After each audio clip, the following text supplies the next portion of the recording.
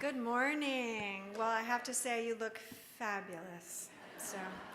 And I live in Cleveland, and I'm always happy to go anywhere the sunshine is. So thank you. Thanks all for coming out. I'm delighted to be here with this distinguished panel of women. And even though I might be crazy enough to put Ernest Hemingway in a novel twice, my favorite headline so far, I think, was USA Today, and it said, Paula McLain can't get enough of Papa.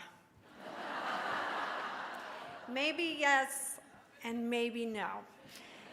So I've spent the last 10 years of my life spending pretty much every moment of my working days devoted to embodying the voices of these women from history, these women who, for whatever reason, have been overshadowed or misremembered or forgotten altogether or eclipsed. I find my subjects intuitively following a kind of inner radar that feels a lot like magic, actually. But even though this is what I call and feel to be my devotion and my vocation and my life's purpose, the whole thing, I should also be quite honest with you, is a total fluke. A complete and total fluke. Writing biographical fiction, writing fiction about people who actually lived. It was never my intention, and in fact, it's the great surprise of my adult life. I got my start as a writer, as a poet, which, as everyone knows, is the fastest way to get rich and famous. But particularly the way that I did it, which was as a divorced single parent of a 2-year-old. I went to graduate school at the University of Michigan. I borrowed $30,000 to get a degree in poetry, which was this completely irrational, my family worried about me. And then what was I going to do with that degree when I graduated? You know, set up a little poetry stand by the side of the road. Everybody knows you can't give poems away. But I was committed to being a writer and to finding my way in the world no matter what it cost. And so I did that. I published 2 collections of poetry, which no one read. I published a memoir about growing up in foster care, which I did, in fact, not far from here in Fresno, California, with my 2 sisters. I spent almost all of my childhood in foster care. I wrote a first novel that took me 5 years to write, because at that point I had 3 kids, 3 part-time teaching jobs, a husband who worked all the time, a whopping mortgage, and like $1.50 in my savings account. And this was 2008, and I don't know why certain books come along to touch us when they do, but if we're awake and paying attention, it's unmistakable. So that book for me was A Movable Feast. Have we read it? So it's Ernest Hemingway's autobiographical account of his literary apprenticeship in Paris. He moved to Paris as a very young man, newly in love with a woman named Hadley Richardson, whose name I had never heard of before. I picked up the book in 2008, and I remember my kids being asleep in the other room and staying up until 1 o'clock in the morning, feeling my hands shaking and all the hairs on the back of my neck standing on end. And I didn't really know why. I only knew I was totally fascinated and falling inside this world. Isn't that the best, by the way? Isn't that what we're dying for pretty much at every moment? Is just to feel ourselves completely tugged into another world and convinced by it and borne away by a story.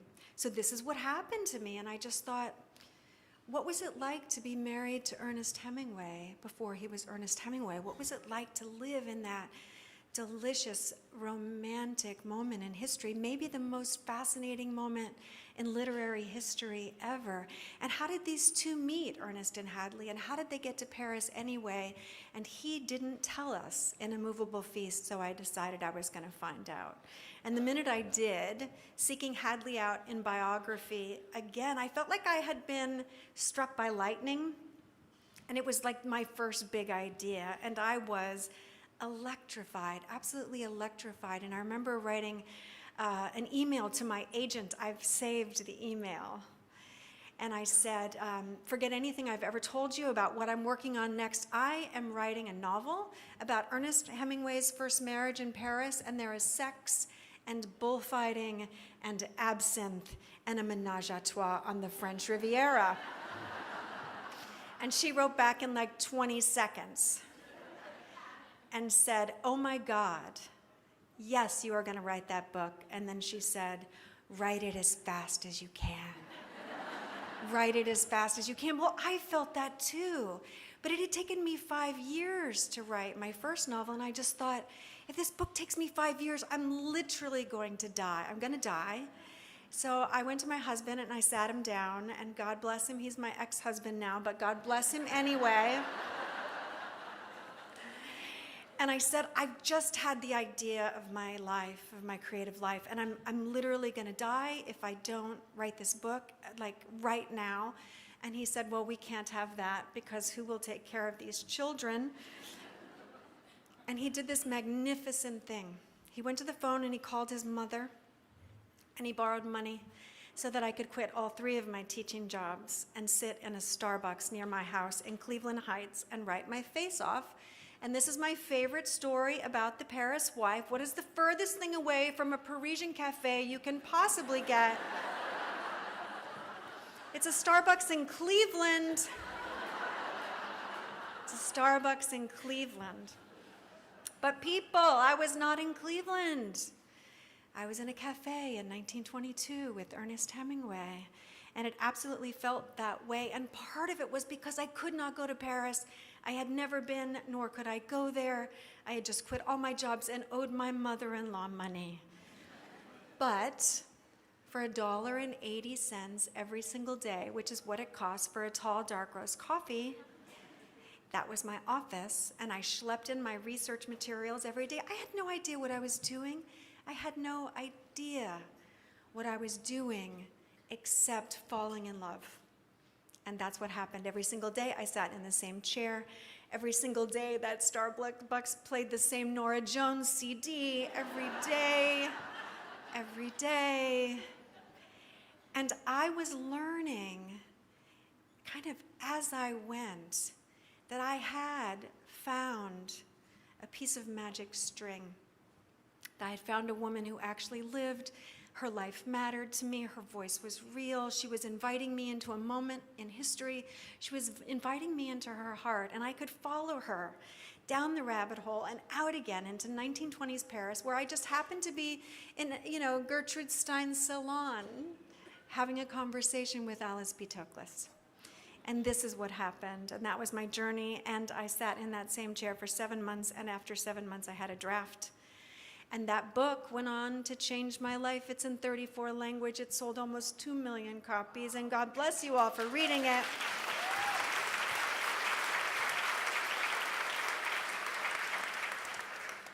But I'm still surprised, and I think the power of Hadley, and I meet women everywhere who come and they grab my hands and they say, oh my God, I love this book, or, I love Hadley, or I hate Hadley, or why is she such a dish rag, and why does she let him treat her that way, and I would never, et cetera, et cetera. All I know is now I'm finally in a conversation with readers, and that had never happened to me before, And I believe all this stuff, by the way. I believe that if I'm swept away, and I drink the Kool-Aid, and I somehow find a way to tap into something human and something real and profound, and invite you all to that moment too, that we all get to the same place together. And it's totally magic. And I plan to do this, by the way, until, you cart my body away. And maybe even then, I was talking to Betty, and she's like, you could still be typing. They could carry you away, and you could still be typing. And that's what I'm going to do. So after The Paris Wife, I found a woman named Beryl Markham. Do we know Beryl Markham? Who was the first woman to fly the Atlantic nonstop and solo in 1936. She was also involved with all the Out of Africa characters, and I'm probably not the only one in this room who's had the dream of being dressed in Ralph Lauren while Robert Redford washes my hair.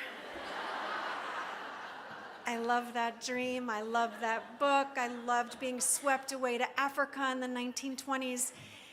And so my latest book, Love and Ruin, is about Martha Gellhorn, who was the third wife of 4 of Ernest Hemingway. So of course I knew who she was. She was always on my radar. But I was never going to write about Hemingway because, then I'd just be a lunatic. Who would do that? Who would do that once, let alone twice? But a few years ago, I was working on another novel about another historical character, when I had the strangest dream. And I pay attention to my dreams. Do we pay attention to our dreams? The subconscious is so interesting to me. So in the dream, and I hadn't thought about Hemingway in years, quite deliberately. In the dream, I was fishing with him off the coast of Cuba in his boat, the Pilar, and we're fishing and love him, hate him, want to kill him, whatever. In the dream, he was looking really good. He was looking really good, and he had these white shorts on with a rope for a belt and a white t-shirt and zinc on his nose, and he was tan and virile and fantastic and like squinting into the sun, and he had all my attention in the dream. And then I noticed that there was another woman on board, and she's turned away from me looking out to sea, and as I watch, this massive marlin crests up out of the sea, and it's a Technicolor dream where everything stops, and this fish kind of spins its body, twists its body, and the water droplets are flying off the fins, and everything stops long enough for the woman to reach out and put a piece of bait in the fish's mouth. And then the fish landed with a crash and took off swimming, and the entire boat spun around and took off after the fish. And in the dream, I'm thinking, what kind of woman hand feeds a marlin? And then she turned and faced me, and it was Martha Gellhorn, and her eyes locked with mine. And the next morning I woke up thinking, okay, what the hell was that? What kind of a dream was that? Now I knew about her. I knew she was wife number 3 out of 4. I knew she was a journalist and a war correspondent, but that's where the veil had dropped down. My book was about Hadley. I didn't want to look too far into Hemingway's future because I didn't think I could like him if I did. But I just kept thinking the next morning, what was that? What was that dream? And so over coffee, I Googled her, Martha Gellhorn. And within 5 minutes, I knew 2 things. I was going to write about her because I had that unmistakable, all the hairs on the back of my neck stood up. But the other thing was like, why the hell don't I know about her? Me, like this is my business. I traffic in the lives of history's forgotten women. And there she was under my radar the whole time. And she is, my people, magnificent. And it's really just kind of, after a while, I just decided it doesn't matter that she was married to Hemingway because her life alone deserves to be known. Her story deserves to be told. So I didn't know. Do we know about her, Martha Gellhorn? If you don't apologize. I didn't either. I didn't know that she was one of the most significant journalistic voices of the 20th century, that she had a nearly 60-year career as a war correspondent. She was 28 when she took on her first war, and 81 when she took on her last with the invasion of Panama.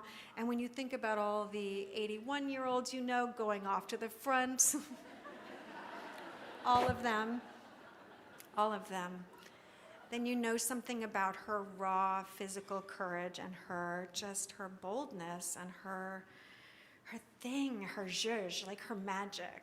And that's what I fell in love with. So she was 26 years old when she, 27 years old when she walked out of the sun in Key West, where she was on vacation with her family, and into Sloppy Joe's bar, where her literary hero just happened to be there reading his mail. It was a fluke that she met Hemingway.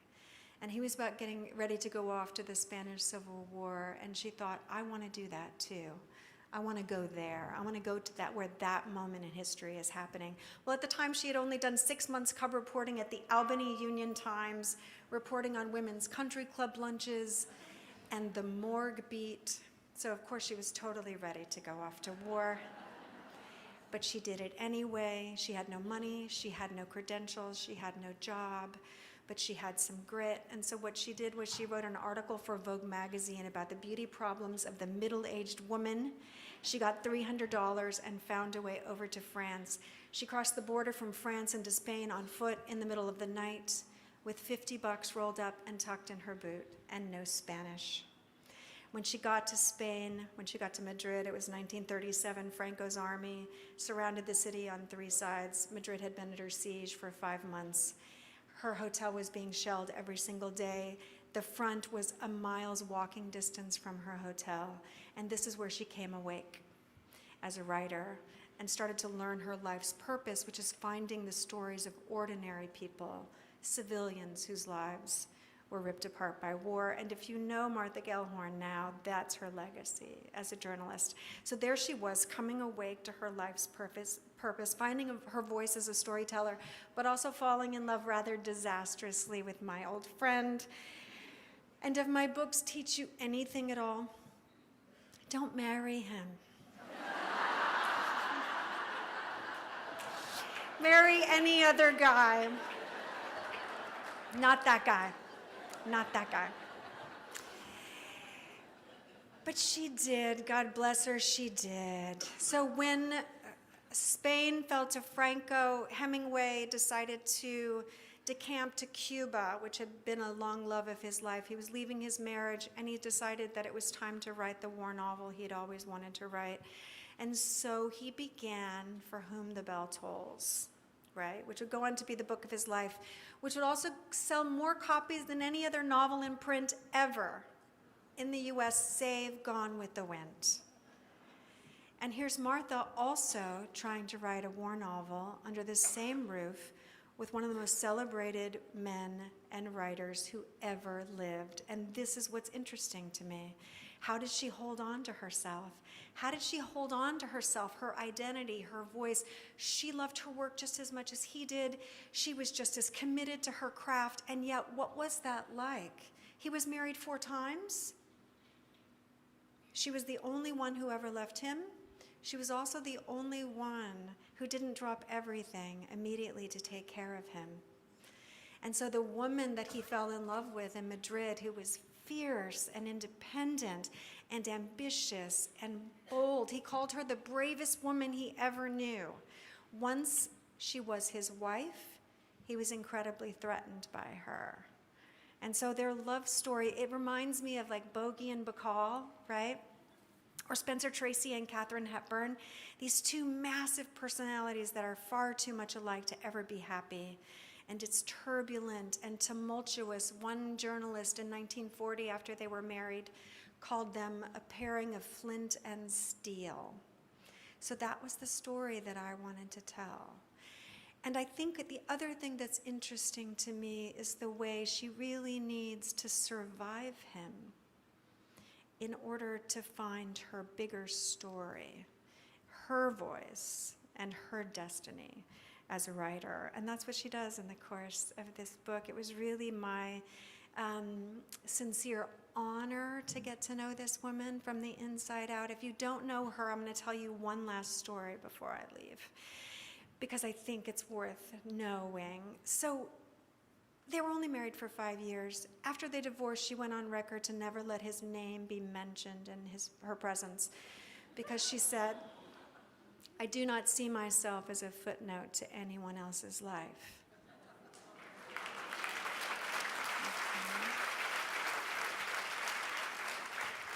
But he tried to make her a footnote. He tried to ruin her during the course of their marriage. And in World War II, she was about to go off and report on D-Day, and he called her magazine and said, and offered his byline. Well, he's the most famous war correspondent in the nation. So immediately she had no job, and she was right back where she was in the beginning. She had no job, she had no credentials, she had no way to get over, and yet she did it anyway. So here's what my girl did. She lied her way onto a hospital ship, locked herself in the John, drank a bunch of whiskey. She had no idea where that boat was going. She woke up the next morning to find that she was actually on the first hospital boat to arrive at the Battle of Normandy.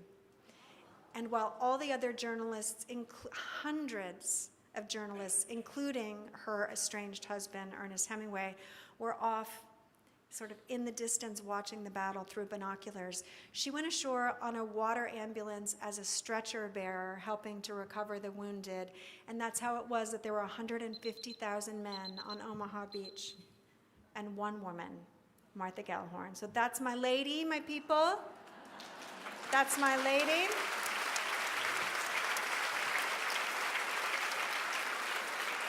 And she was, wife or no, every respect, her own woman, and I believe that we should learn about her. So thank you so much. Thank you.